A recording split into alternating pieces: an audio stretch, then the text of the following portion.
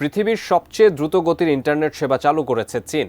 Beijing দাবি করছে ষষ্ঠ প্রজন্মের এই ইন্টারনেট দিয়ে প্রতি সেকেন্ড 100 গিগাবাইট ডেটা স্থানান্তর করবে।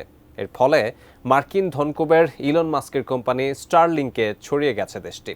চীনের অবিশ্বাস্য গতির ইন্টারনেট নিয়ে আরও জানাচ্ছেন শেখ ফরিদ।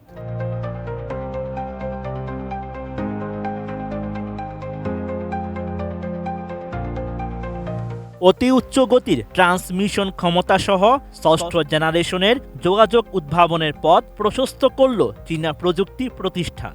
তুরস্কের গণমাধ্যম টিআরটি ওয়ার্ল্ড জানায়, স্যাটেলাইট টু গ্রাউন্ড লেজার যোগাযোগ স্থাপনের মাধ্যমে 6G উদ্ভাবন, ultra high resolution remote sensing এবং উন্নত স্যাটেলাইট পজিশনিং প্রযুক্তির দ্বার উন্মুক্ত করে স্টারলিংকে ছাড়িয়ে গেছে চীনা প্রতিষ্ঠানটি।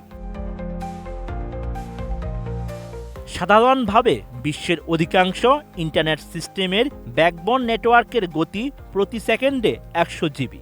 সম্প্রতি যুক্তরাষ্ট্রে পঞ্চম প্রজন্মের ইন্টারনেট 2 নামে যে নেটওয়ার্ক চালু হয়েছে তা দিয়ে সেকেন্ডে 400 গিগাবাইট পর্যন্ত ডেটা স্থানান্তর সম্ভব হচ্ছে। তবে চীনের এই সাফল্যের চেয়ে তা অনেকটাই কম। বসুন্ধরা টিস্যুতে ছাড়ের ছড়াছড়ি।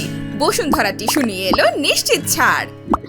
সাউথ চায়না মর্নিং পোস্ট জানায়, চীনের চ্যাংগুয়াং স্যাটেলাইট টেকনোলজি কোম্পানি গত সপ্তাহে একটি পরীক্ষায় 100 জিবিপিএস উচ্চ গতির ডেটা ট্রান্সমিশন ক্ষমতা অর্জন করেছে।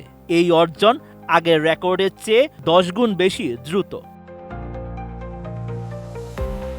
এর গতি সম্পর্কে ব্যাখ্যা করতে গিয়ে প্রতিষ্ঠানটির লেজার কমিউনিকেশন গ্রাউন্ড স্টেশনের প্রধান ওয়াং হ্যাংহাং জানান, এই অগ্রগতি মার্কিন ধনকুবের ইলন মাস্কের মালিকানাধীন মহাকাশ কোম্পানি স্টারলিংকের চেয়ে চ্যাংগুয়াং স্যাটেলাইটকে এগিয়ে রেখেছে।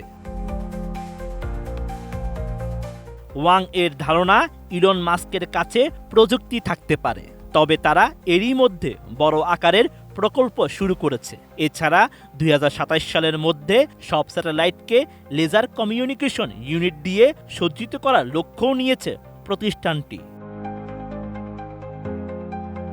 ওয়াং আরও জানান, পঞ্চম প্রজন্মের চেয়ে অনেক দ্রুত পরবর্তী প্রজন্মের ওয়্যারলেস প্রযুক্তি 6G ডিজাইন করা হয়েছে, যেটি প্রতি সেকেন্ডে 1 টেরাবাইটের বেশি গতিসম্পন্ন। এর লক্ষ্য টেরাহার্জ রেঞ্জের মতো উচ্চতর ফ্রিকোয়েন্সি তরঙ্গ ব্যবহার করে স্থল, বায়ু এবং মহাকাশের নেটওয়ার্কগুলিকে একত্রিত করে বিশ্বব্যাপী কভারেজ সরবরাহ করা। Sheikh Farid, ATN news.